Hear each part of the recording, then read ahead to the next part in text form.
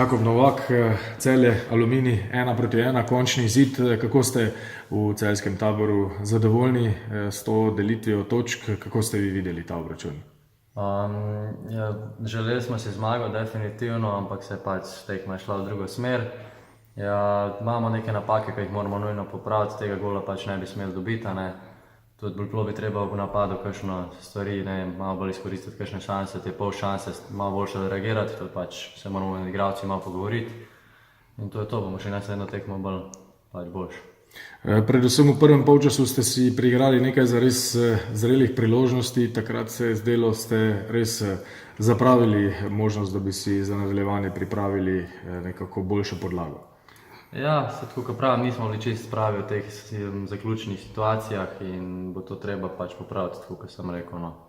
Tlej se je pač videlo, da nismo bili pravi. Že 5. tekma zapored v prvenstvu, ko niste okusili grenkobe poraza, vmes tudi 2 zmagi, je v tem momentu najbolj pomembno to, da ostajate neporaženi, ali vam je vendarle v tem trenutku še bolj žal, da niste izkoristili recimo tistih priložnosti iz prvega polčasa, ko so 3 točke splavale po vodi oziroma ste osvojili na koncu 1? Definitivno je dober znak, da pač nismo izgubili tekme, ampak vseeno te šanse je treba izkoristiti, treba pač začeti zbirati točke in probati čim višje na lestvici, tako da bi bilo fajn, da bi to tekmo naprimer zmagal.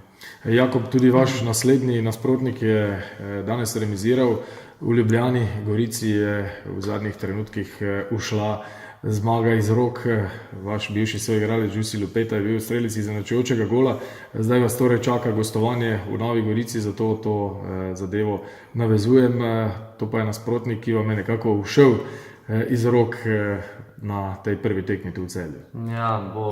Mislim, treba vrniti neke stvari, s Malcem bomo šli definitivno na polno.